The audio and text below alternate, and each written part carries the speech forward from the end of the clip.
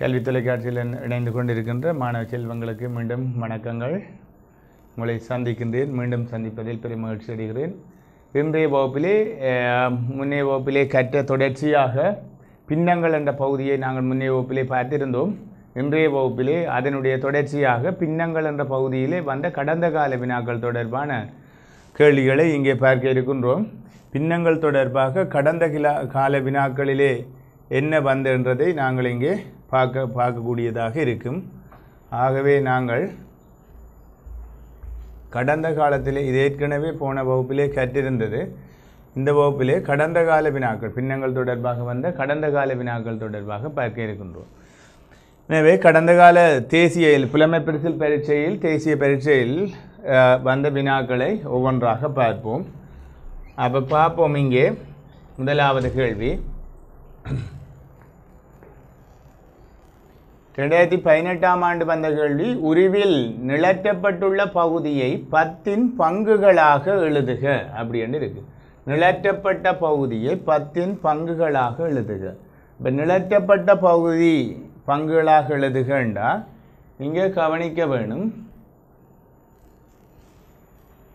இதில் அடையாளம் தெரியாட்டு நான் இங்கே கீறி விடுறேன், அதை நீங்கள் பார்த்து கொள்ளலாம். இப்படித்தான் அதில் நிலட்டி இருந்தது. அது நான் மேலால் இன்னும் கொஞ்சம் உங்களுக்கு விளங்கக்கூடிய மாதிரி கொஞ்சம் கீறி காட்டுறது என்றால் கொஞ்சம் மங்களே இருக்கும் நினைக்கிறேன். உங்களுக்கு அது தெரிகிற கடினமே இருக்கிறதால நான் கொஞ்சம் இதில் திருப்பி கீறி காட்டி விடுறேன். நிலட்டப்பட்ட பகுதியை இங்கே கீறி காட்டுறேன். இனி பிறகு கேள்விக்கு போவோம். ரைட், இப்படித்தான் இது நிலட்டப்பட்டு இருக்குது. அப்போ இப்படித்தான் நிலட்டப்பட்டு இருக்குது. நாங்கள் இப்படி நிலற்றப்பட்ட ஒரு உருத்தான் 2018 வந்தோம். அப்போ நாங்கள் இதில் பார்ப்போம். உருவில் நிலற்றப்பட்ட பகுதியை 10 பங்குகளாக எழுதட்டாம். 10 பங்குகளாக எழுத சொல்லி இருக்குது. இப்போ 10 பங்குகள் என்றால் நாங்கள் இங்கே 10 மேல் 6 ஏன் அப்படி என்றால் ஏன் எப்படி செய்கிறேன்னு பார்ப்போம். எப்படி செய்ய போகிறோம் என்றால் இங்கே பாருங்கள், எத்தனை துண்டு இருக்கின்றன? ஒரு சதுரம் 1 2 3 4 5 6 7 8 9 10. அவை 10. அப்போ 10 பங்குகளாக என்றால் நாங்கள் இதில் நம்பர் போடுறது வளமையை போடுற போல் நம்பரை போடுவோம். இப்போ நம்பரை போட்டுட்டு எடுத்தோம்னா எங்களுக்கு ஈஸி. இதில் முழுக்களுக்கு 1 2 3 4 5, அதே போல் அரை உருக்களுக்கு 6. இதிலே 6 ஏனென்றால் அரை 2 6 சேர்ந்தால் தான் இதில் 1. ஏனென்றால் இதில் அரை மறையும் சேர வேணும். அதனால் 6 என்ற இலக்கத்தை நான் 2 தடவை போட்டிருக்கிறேன்.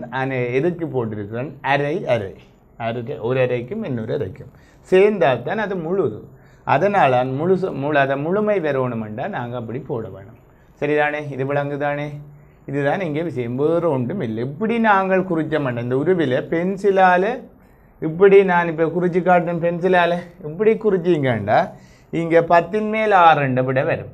அப்போ நாங்கள் இதில் எழுத வேண்டியது, இது கம்ப்யூட்டர் முறையில் அடித்தது. அவை இங்கே எழுத வேண்டிய 10 மேல் 6. சரியா? இப்படி போட்டு விட்டால் உங்களுக்கு சரியே வரும். அடுத்தது பார்ப்போம். அடுத்த வினா பார்ப்போம். அடுத்த வினா என்னென்றால் அடுத்த வினாவில் இங்கே அரையின் சமவெளி பின்னத்தை எழுதுக வேண்டியிருக்குது.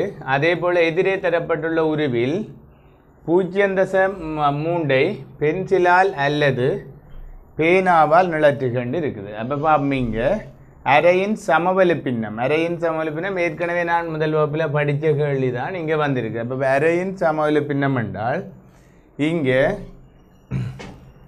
2 மேல் 1 சமன். இதை 2 மடங்காக்கினா இவர் 4 மாறுவர். இங்கே இவர் 2 மடங்காக்கினா இவர் 2 மாறுவர். அப்போ 4 மேல் 2 ஏற்கனவே சொல்லி தந்த போல இங்கேயும் அப்படியே நேரடியே 4 மேல் 2 இருக்குரிய விட. அதே போல் எதிரே தரப்பட்டுள்ள உருவில் 0.3 பென்சிலால் அல்லது பேனாவால் நிலற்றுக. 0.3 நாங்கள் 10 3 பங்கு. அவை 10 மேல் 3 பங்குக்கு நிலற்றிட்டான். 10 மேல் 3 பங்கு நிலற்றுறா இங்கே எத்தனை இருக்குன்னு பார்க்கணும். உண்மையிலே 10 இருக்காண்டு பார்க்கணும். என்னோட 20 துண்டுகளும் போட்டிருப்பாங்க. அப்போ இல்லாண்டு 5 துண்டுகளை போட்டிருப்பேன். 5 துண்டுகளை போட்டிருந்தால் நாங்கள் ஒவ்வொரு முக்கோண பகுதியாக 2 பிரிக்க வேணும். ஆனால் இங்கே எத்தனை போட்டிருக்கேன்னு பார்ப்போம். இப்போ 1 2 3 4 5 6 7 8 9 10 அவை 10 தான் இருக்குது. இப்போ 10 மேல் 3. அப்போ நாங்கள் இதில் நேரடியாக செய்யலாம். 10 இருக்கிறோடையே நேரடியாக இதை செய்யக்கூடிய மாதிரி இருக்கும். இதை நாங்கள் அடையாளப்படுத்தினதை அழிச்சு விட வேணும். ஏனென்றால் அதில் இப்போ இந்த நிலற்றப்பட்ட பகுதிகளை நாங்கள் இதில் செய்து காட்ட போகிறோம். எதில் செய்து காட்டுறோமோ அதில் நாங்கள் வேறு கிண்டக்கூடாது. அதுக்கு தான் இந்த பென்சிலால் செய்யணும். மேலே பென்சிலால் அல்லது பேனாவால் இருக்குது. ஏனென்றால் பென்சிலால் செய்யுங்கன்னா உங்களுக்கு ஈஸியாக இருக்கும், அழிச்சழிச்சு செய்யலாம். ஆகவே இங்கே நாங்கள் 3 பங்கு நிறந்துட்டினா சரி. 3 பங்கு பார்ப்போம். இதில் நான் ஏற்கனவே சொன்ன போல் வெளியில் போகாமல் ஏதாவது சின்ன சின்ன கோடுகள் ஓரளவு போனால் ஆகவே வெளியில் போகாமல் ஓரளவு அண்ணளவாக உள்ளுக்குள்ளே கீறக்கூடிய மாதிரி இருக்க வேணும். ரைட், இப்படி கீறியிருந்தால் உங்களுக்கு இது முழு புள்ளி கிடைக்கும். இப்போ இதுக்குரிய புள்ளி உங்களுக்கு முழுமையாக கிடைக்கும். எதிரே தரப்பட்ட உருவில் 0.3 பென்சிலால் அல்லது பேனாவால் நிலற்றுக்கு. அதே போல் அரையின் சமவெளி பின்னம் நாங்கள் இதில் சைட்டில் போட்டதுகளை அழிச்சு விட வேணும் கட்டாயமாக. அல்லது இதெல்லாம் செய்ய வழியில் போடுறது நான் இங்கே போட்டியில் விளங்கப்படுத்துகிறபடியே நான் இப்படி போட்டு காட்டுறேனே தவிர இப்போ நீங்கள் இதில் பேப்பர் வழியில் எக்ஸாம் பேப்பர் எடுத்து சைட்டில் போட்டு பார்க்குறீங்க. எல்லாம் செய்ய வழி பேப்பர் தருவாங்க, அதில் போடுங்க, போட்டு பார்க்குறேன். இந்த உருவில் ஏதாச்சும் எண்ணுற பகுதின்னா தொட்டு எண்ணலாம், மற்றெல்லாம் அங்கே போட வேணும். ரைட், அடுத்தது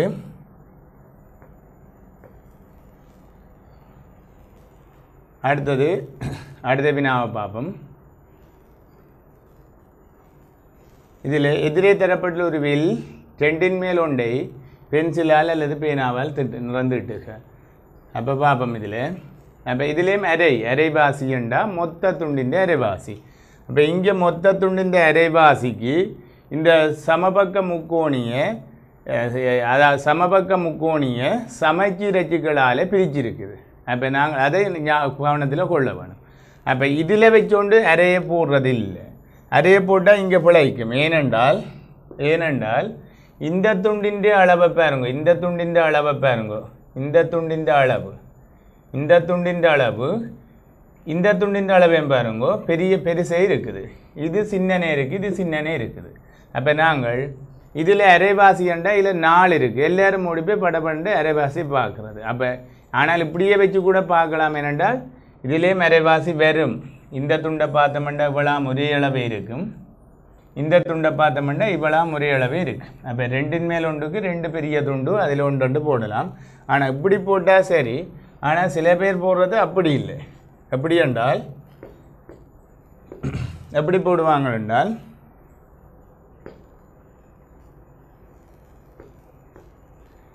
எப்படி போடுறேன்டா இதையும் நிலத்தி விட்டால் பிழைச்சிப்போம். அப்போ எல்லாத்தையும் இதையும் நிலத்தி விட்டால் பிழைச்சிப்போம்.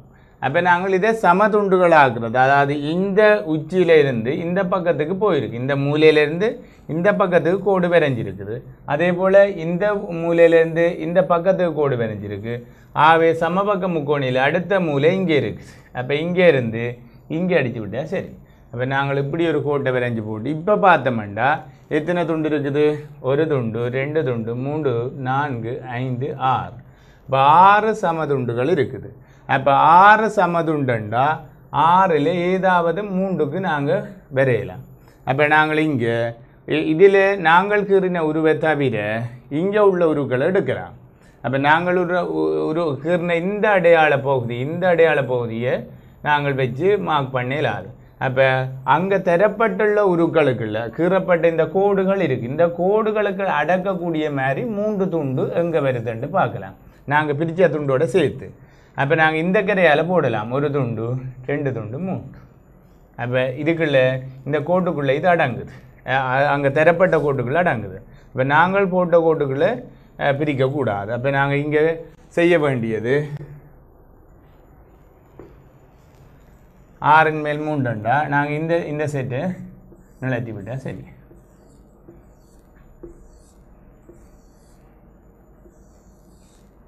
ரைட், இவ்வளோத்தை நிலத்தி விட்டால் சரியே இருக்கு. அப்போ இப்படித்தான் இந்த அரைவாசியை நிலற்றுறது இப்படி செய்யலாம். ரைட், இல்லாட்டில் வெள்ளனை ஏற்கனவே செய்த போல் இந்த பகுதிக்குள்ளால் 1 துண்டு, இந்த பகுதிக்குள்ளால் 1 துண்டு கூட எடுத்து செய்யலாம். ரைட், ஆகவே இந்த வகையான கணக்குகளை நாங்கள் இந்த மாதிரி செய்யக்கூடிய மாதிரி இருக்கும். இது 2015ஆம் ஆண்டு வந்த கேள்வி. அடுத்த பார்ப்போம்.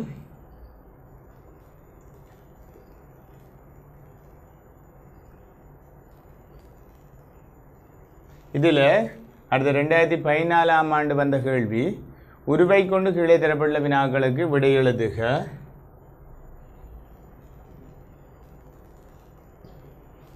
அப்போ இதில் பார்ப்போம், நிழற்றிய பகுதியை ஒரு பின்னமாக எழுதுக. நிழற்றிய பகுதியை ஒரு பின்னமாக எழுதுகண்டா இங்கே மொத்த துண்டுகள் ஏற்கனவே சொன்ன போல் மொத்த துண்டுகளை நாங்கள் எடுப்போம்.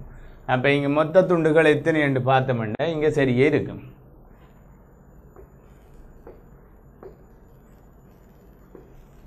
அப்போ இங்கே இதில் சதுர கட்டங்கள், அதாவது சதுர கட்டமோ அல்லது செவ்வக கட்டங்களோ, இப்போ கட்டங்கள் எடுத்து பார்த்தோம்னா கட்டங்கள் 1 2 3 4 5 கட்டம் தான் இருக்குது. அப்போ நாங்கள் 5 கட்டம்ண்டா இங்கே பின்னமாக இந்த நிலப்படாத பகுதி 2வது கேள்வி தசமமாக கேள்வி கேட்டிருக்கு, தசம எண்ணாக எழுதுகணும்.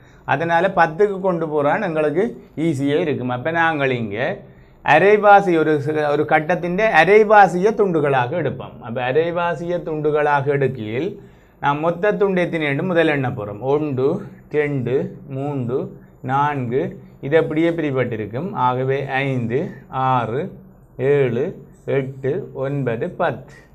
அப்போ இங்கே 10 துண்டை நாங்கள் எடுத்துட்டோம். சமளவான துண்டு 10. ஆகவே பகுதி எண் 10. பகுதி எண்ணுக்கு நாங்கள் 10 போகிறோம். ஒரு முழுமையாக பிரிக்கப்பட்ட துண்டுகள் எண்ணிக்கை பகுதி எண்ணை இருக்குது. முழுமையாக சம அளவில் பிரிக்கப்பட வேணும். ரைட். இனி இதில் கேள்வி, நிழற்றிய பகுதியை ஒரு பின்னமாக எழுதுகண்டா இதில் எத்தனை பகுதி நிழற்றி இருக்குன்னு எண்ணுவோம். அடுத்த கட்டம். அப்போ இதில் 1 இருக்குது, 2 3 இதில் 4, இதில் 2 பேரும் என்னென்னா நாங்கள் தான் 2 பிரித்து நாங்கள் சம அளவில் 4 5 6. அப்போ 10 துண்டில் எத்தனை துண்டு நிழற்றி இருக்குது? 6. அப்போ நிழற்றிய பகுதியை ஒரு பின்னமாக எழுதுக. 10ன் மேல் 6 இதுக்குரியபடியே இருக்கு. சரியா? அப்போ முதலாவது கேள்விக்கு இது சரி. 2வது கேள்வி, நிழற்றாத பகுதியை ஒரு தசமமாக எழுதுக. அப்போ நிழற்றாத பகுதியை ஒரு தசமமாக எழுதக்கு முதல் அதை பின்னமே முதல்ல செய்ய வேணும். அப்போ 10ல் நிழற்றிய பகுதி 6 போச்சுண்டா மிச்சமே இருக்கிறது இங்கே இருக்குது 1 2 3 4. அப்போ நாங்கள் 10ன் மேல் 4 இது நிழற்றாத பகுதி. நிழற்றாத பகுதி 10ன் மேல் 4ண்டா இதுக்குரிய நான் ஏற்கனவே விளங்கப்படுத்தி போட்டேன். விளாத்தையும் எடுத்து விட்டோம்டா 0.5 0.4 0.4 வரும். இப்போ இது ஏற்கனவே விளங்கப்படுத்தினது தான், முதல் வகுப்பில் விளங்கப்படுத்தி இருக்கிறேன். 4 10ஆல் பிரித்து எடுக்கலாம் நேரடியாக செய்கிறது, அல்லது சுருக்கமே இவ்வளோத்தையும் மார்க் பண்ணி போட்டு நடுவில் 0 போட்டு விட்டால் வரும்படி. சரியா? அப்போ இப்படி செய்யலாம். 2014ஆம் ஆண்டு வந்த கேள்வியை நீங்கள் இப்படி செய்யலாம். ரைட். அடுத்தது பார்ப்போம். 2013ஆம் ஆண்டு வந்த கேள்வி, பின்வரும் பின்னங்களை கூட்டுக. உருவில் நிழற்றப்பட்டுள்ள பகுதியை பின்னமாக எழுதுக.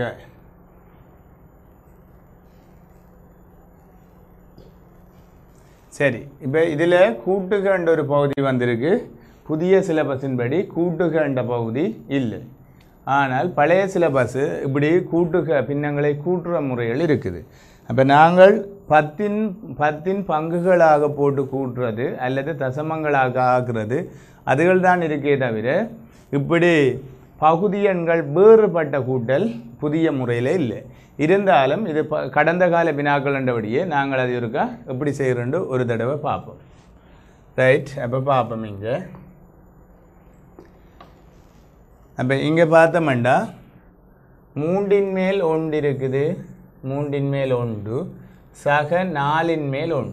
இப்போ பகுதி எண்கள் சமனாக இருந்தால் தான் 3ன் மேல் 2 3ன் மேல் 2. அப்போ 3ன் மேல் 2 4ன் மேல் 1. அப்போ இதை பகுதி எண்கள் சமனாக இருந்தால் தான் இதை கூட்டலாம், தொகுதி எண்களை கூட்டலாம். இங்கே பகுதி எண்கள் சமன் இல்லை. அப்போ ஒன்றில் பகுதி எண்கள் சமனாக இருந்தால் கூட்டலாம், அல்லது ஒரு பகுதி எண்ணை என்ன செய்கிறேன்டா ஒரு பகுதி எண்ணை மற்ற பகுதி எண்ணுக்கு ஏற்ற வகையில் சமவெளி பின்னம் ஆக்கி போட்டு கூட்டலாம். அப்போ இது ரெண்டுமே இல்லை. இப்போ இது இந்த நாளின் மடங்கு ஆக்கக்கூடிய மாதிரி இது இருந்தால், இப்போ 2 மேல் 1 இருந்தால் நாங்கள் 2 மேல் 1 சமவெளி பின்னம் 4 மேல் 2 மாற்றிட்டு கூட்டலாம். ஆனால் இங்கே அந்த பேட்டர்னும் இல்லை. அப்போ என்ன செய்கிறேன்டா, இதுக்கு பகுதி எண்ணெய் குறுக்கு வழியில் குறுக்கு பெருக்கம் மூலம் செய்யலாம்.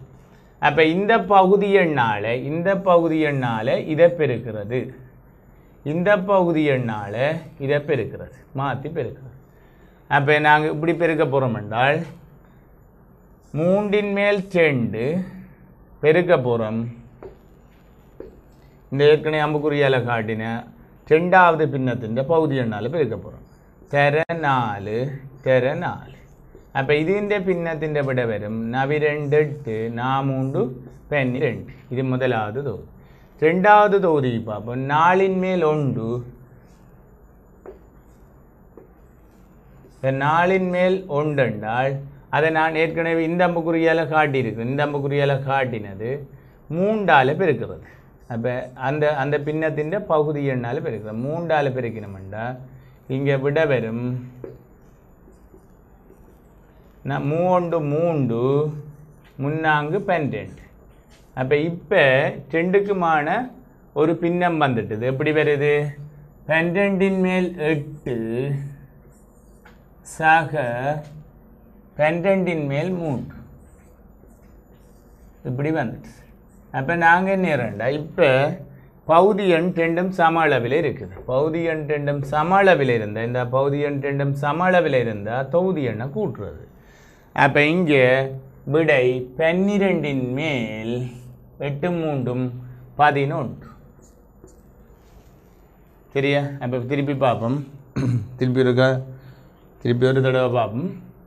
இங்கே பகுதி எண்கள் கூட்டும்போது பகுதி எண்கள் சமனாக இருக்க வேணும், அல்லது பகுதி எண்கள் சமனாக இருந்தால் தான் தொகுதி எண்களை கூட்டுறது. இப்படியே கூட்டி 4 3 7 2 3 3 பின்னத்துக்கு போடுறது இல்லை.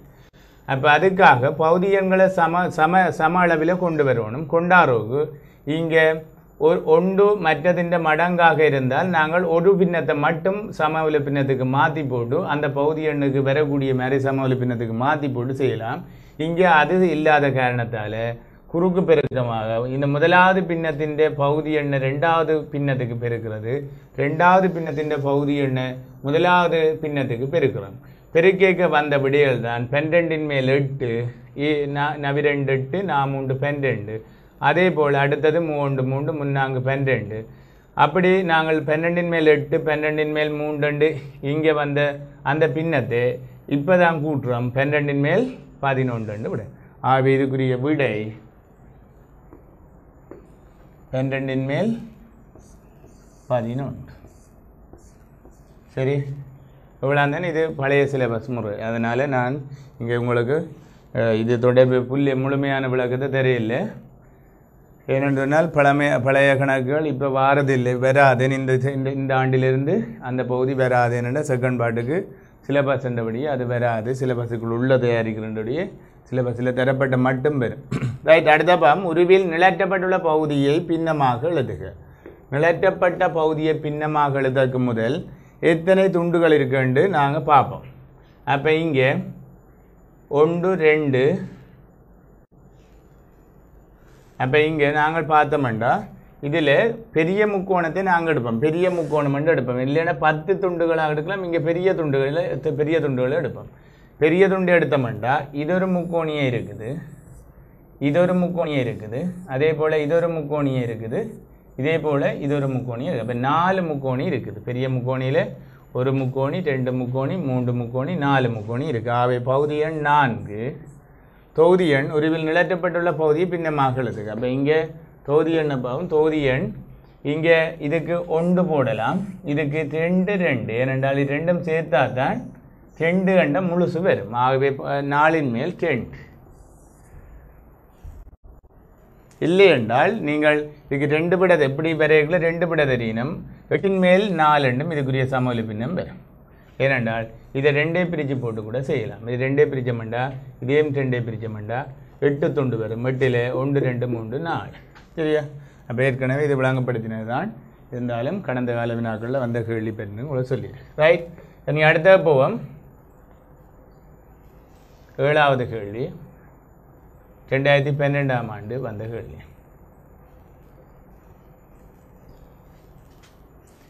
தரப்பட்டுள்ள உருவில் 10 மேல் 3 நிழற்றுகின்ற இருக்கு. அதில் நிழற்றப்படாமல் எஞ்சியுள்ள பகுதியை பின்னமாக எழுதுக. அப்போ நாங்கள் இதில் உரு தந்திருக்குது. இதில் உங்களுக்கு பார்க்க தெரியும். ஓரளவு விளங்கும். இதில் கட்டம் விளங்கு தானே. இதில் எத்தனை கட்டம் வந்தது தெரியுது. ஆகவே நாங்கள் கட்டத்தை எண்ணுவோம். முதல்ல எண்ணுவோம். 10 இருக்குதாண்டு பார்ப்போம். 10 மேல் 3 நிழற்றுகின்ற முதல்ல 10 இருக்காண்டு பார்ப்போம். 1 2 3 4 5 6 7 8 9 10 10 இருக்கின்றது. ஆகவே 3 நிழற்றுக. அப்போ நாங்கள் 3 ஏதாவது 3 கட்டத்தை நிழற்று.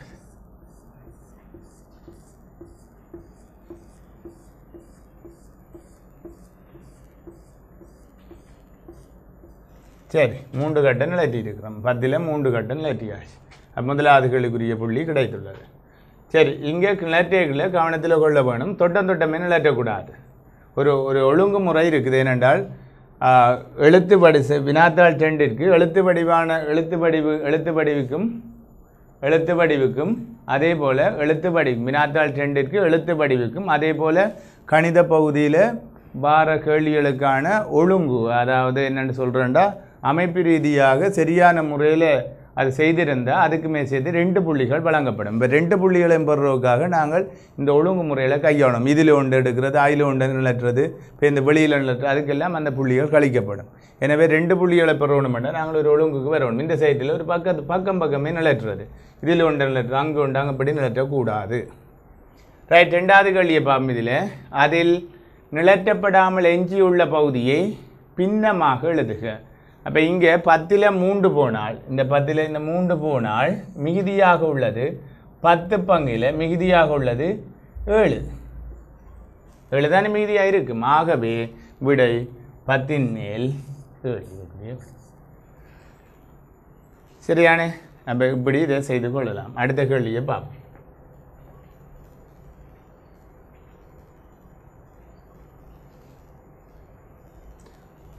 அடுத்த கேள்வி 2011ஆம் ஆண்டு வந்த கேள்வி. இப்போ பார்ப்போம். இதில்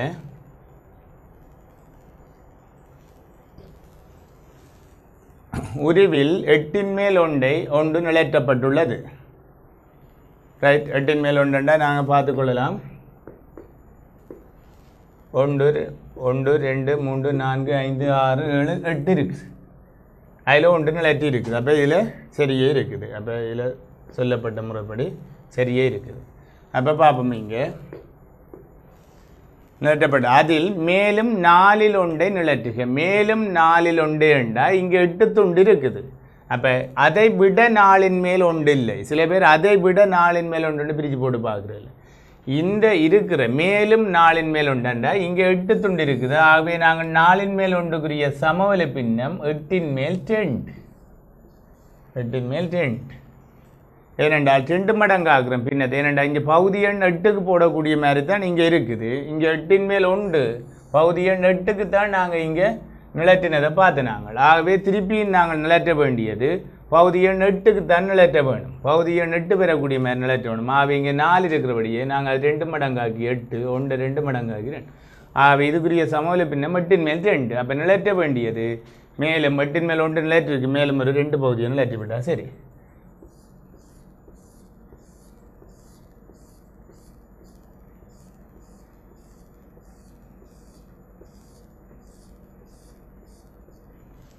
ரைட், இப்படி நிழற்றி விட்டால் உங்களுக்கு சரியே இருக்கும். இந்த கோட்டு முறையிலே நிழற்றலாம், அல்லது நாங்கள் அங்கே ஏற்கனவே வினாத்தாளில் தரப்பட்ட முறையிலே கூட நிழற்றலாம். இப்போ கோட்டு முறையில் நிழற்றினாலும் சரியே இருக்கும். அதே போல் அங்கே டார்க் பண்ணி அதில் தரப்பட்ட முறையில் பென்சிலாலும் மெதுவாக இழுத்தீங்கன்னா அது சரியே இருக்கும். 2ல் ஏதாவது ஒரு முறையை கையாளலாம். 2க்கும் சரிதான். அதே போல் 2வது கேள்வி, அப்போது நிழற்றப்படாமல் எஞ்சியுள்ள பகுதியை பின்னமாக எழுதுக. இனி இப்போ காணப்படுற முதலாவது கேள்வி செய்து முடிய உள்ள மிகுதியைத்தான் கேட்டிருக்குது. இப்போ இந்த அதை விட்டுட்டு நாங்கள் முதலாவது கேள்வி செய்ய முதல் அங்கே தரப்பட்ட கேள்வி பேப்பரில் நிழற்றிருந்த 8ன் மேல் 1 கழிச்சு போட்டு போடுறதில்லை.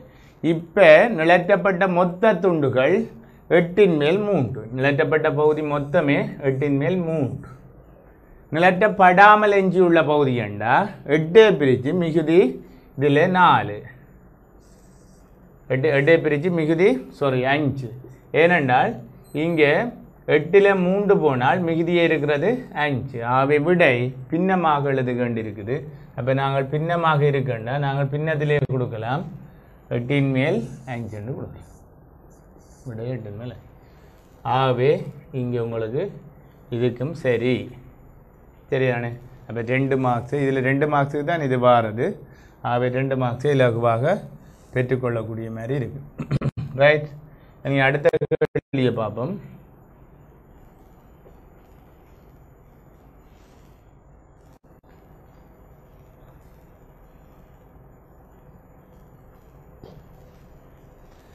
உருவில் நிலட்டப்பட்டுள்ள பகுதியின் பரப்பளவை மொத்த உருவின் பரப்பளவின் பின்னமாக எழுதட்டாம் மொத்த உருவின் பரப்பளவின் பின்னமாக எழுதட்டாம் என்றால்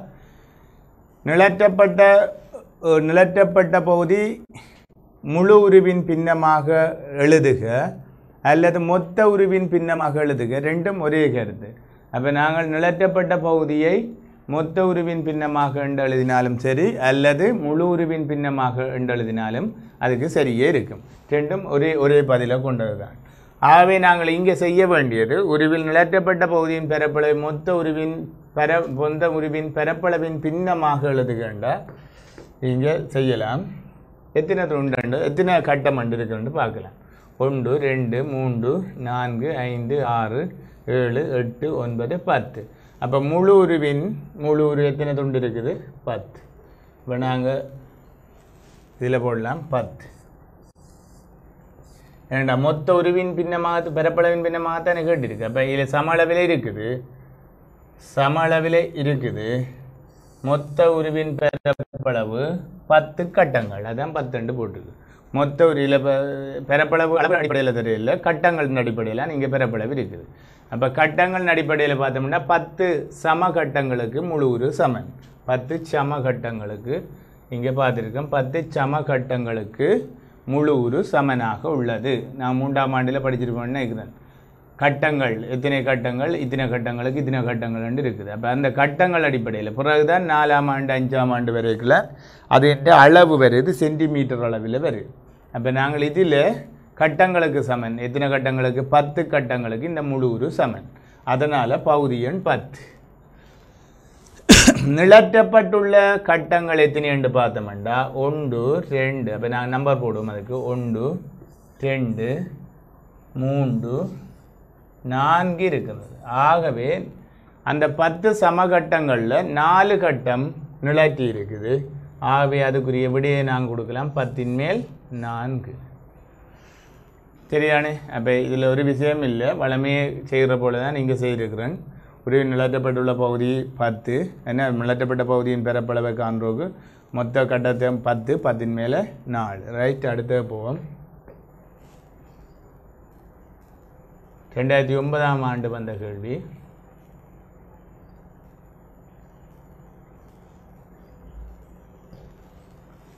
வழங்கப்பட்டுள்ள சதுரக்கோட்டு படம் சம பகுதிகளாக பிரிக்கப்பட்டுள்ளது அதன் மொத்த பரப்பளவில் 0.3 நிலட்டுகண்டு இருக்குது அப்போ நாங்கள் இதில் 0.3க்கு நாங்கள் 10 பங்குகளாக 10 பங்காக இருக்குண்டு முழு ஒரு 10 பங்கு இருக்கும் 1 2 3 4 5 6 7 9 10 பங்கு இருக்குது அப்போ 10 பங்கு இருந்தால் எங்களுக்கு அது கடினமான வேலை இல்லை ஏனென்றால் 0.3 பகுதி என்றால் 10 மேல் 3 அதான் நாங்கள் ஏற்கனவே பின்னத்தில் படித்து வச்சிருக்கோம் 10 மேல் 3 என்றால் ஏதாவது 3 கட்டத்துக்கு நட்டிருந்தா சரி நம்ம 3 கட்டம்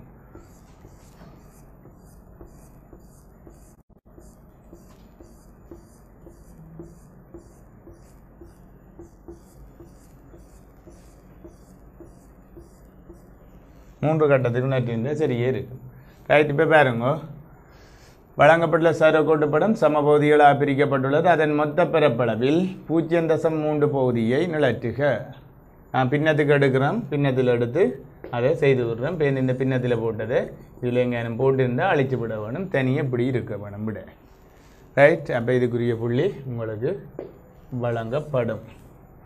ரைட், சரியா? இனி அடுத்த கேள்வியை பார்ப்போம்.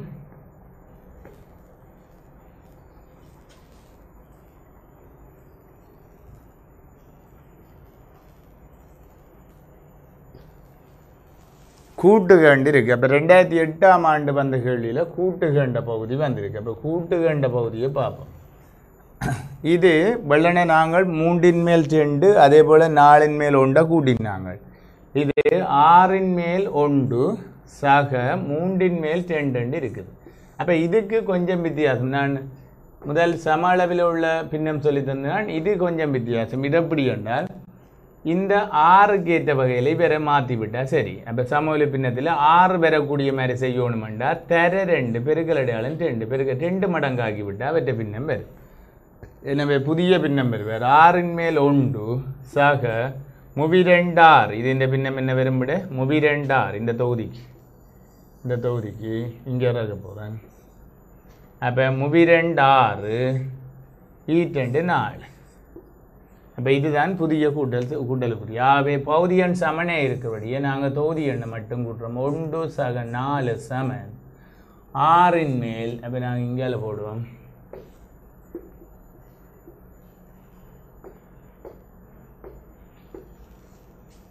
அப்போ இது எப்படி வரப்போ வேண்டாம் 6ன் மேல் 5. 6ன் மேல் 5 விடை 6ன் மேல் 5 போடுறோம்.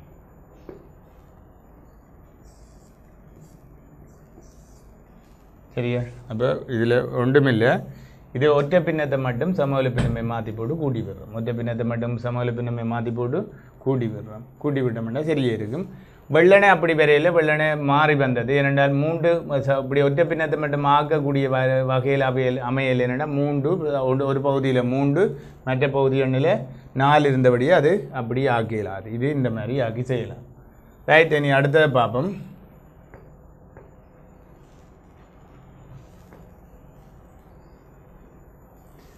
உருவில் நிழற்றப்பட்டுள்ள பகுதியை தசம எண்ணாக எழுதுக. நம்ம உருவில் நிழற்றப்பட்டுள்ள பகுதியை தசம எண்ணாக எழுதுகண்டு இருக்குது. அப்போ நிழற்றப்பட்ட பகுதியை தசம எண்ணாக எழுதுறது அப்பள்ளனை பார்த்த போல ஏற்கனவே இத்தனை துண்டண்டு பார்க்குறது. அதை நாங்கள் 10 பங்குகளாக இருக்காண்டு பார்த்தா ஈஸியாக செய்யலாம். அப்போ இங்கே 1 2 3 4 5 6 7 8 9 10. அப்போ இங்கே பகுதி எண் 10 வருது. ஆகவே நாங்கள் இங்கே பகுதி எண் 10. தொகுதி எண்ணை பார்ப்போம். தொகுதி எண் இங்கே நிழற்றப்பட்ட பகுதி தான் தொகுதி எண்ணுக்குள்ளே வருது. அப்போ நிழற்றப்பட்ட பகுதி நாங்கள் முழு கட்டம் தான் 10. முழு கட்டம் 10 நாங்கள் இதை முழு கட்டத்துக்கு கொண்டு வந்து நிழற்றப்பட்ட பகுதியை அங்கே 1 ஏன் 1 போடுறேன்னா 2ம் சேர்த்தா தான் 1 முழு கட்டம் வரும். இங்கே 2 ஏன்னா 2ம் சேர்த்தா தான் முழு கட்டம் வரும். அதனால் 1 போடுறேன். இது 2 போடுறேன். எனவே விடை 10ன் மேல் 2. 10ன் மேல் 2 தான். முழு கட்டமே எடுத்து பார்த்தோம்னா 10 கட்டம் சமகட்டம் 10 சம அளவில் பிரிக்கப்பட்ட கட்டம் 10. அது பகுதி எண் 10 போட்டு வச்சிருக்கிறேன். அதில் அந்த முழு கட்டம் போல நிழற்றப்பட்ட பகுதி 2 கட்டம் 2 முழு கட்டம். அதனால் நான் 10ன் மேல் 2 தொகுதி எண்ணை போட்டிருக்கேன். இதுக்குரிய தசமம் செய்யல இந்த 2ஐயும் எடுத்து நாங்கள் பலமே சேர்ந்தாங்க. ரைட், இல்லையென்றால் 10 2 10ஆல் பிரிக்கிறாங்க. ஆகவே 0 விடை 0.2. சரியா? தசம எண்ணாக எழுதுகிற 0.2. ரைட், இதுக்குரிய புள்ளி கிடைச்சிடும். இப்படி இதில் செய்கிறோக்கு ஏதாவது இதில் கேள்வி உருவில கேள்வி இல்லைன்னா இதில் நம்பர் குறித்து பார்க்கலாம். ஆனால் வெளியில் நான் இதில் செய்திருக்கிறேன். நீங்கள் செய்ய வழிக்கு பேப்பரில் செய்தலாம். ரைட், சரிதானே? இனி அடுத்ததுக்கு போவோம். அடுத்து என்ன போகுதுன்னு அடுத்த கேள்வியை பார்ப்போம்.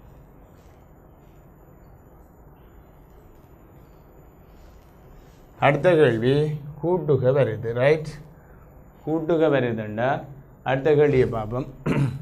4ன் மேல் 1 8ன் மேல் 3 அது 2006ஆம் ஆண்டு வந்த கேள்வி. அப்போ இங்கே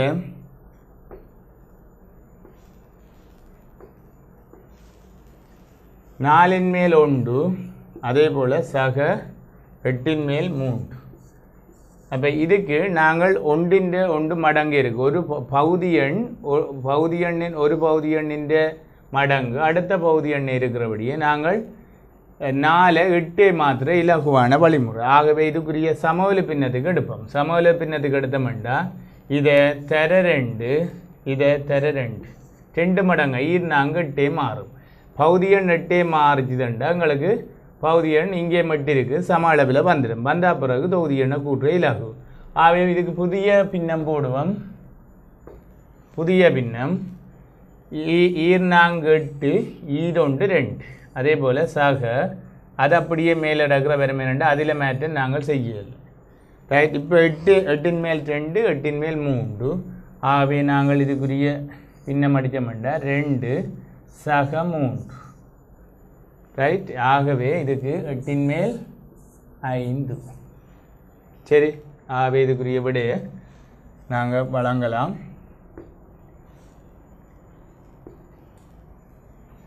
8 மேல் 5 என்று வழங்கலாம்.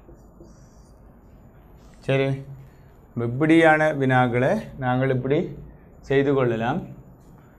ரைட்.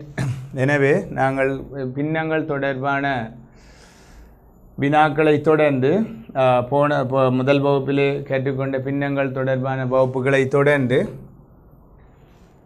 இப்போது கடந்த காலத்திலே பின்னங்கள் தொடர்பான அந்த வினாக்கள் தொடர்பாகவும் இந்த வகுப்பிலே பார்த்திருக்கின்றோம்.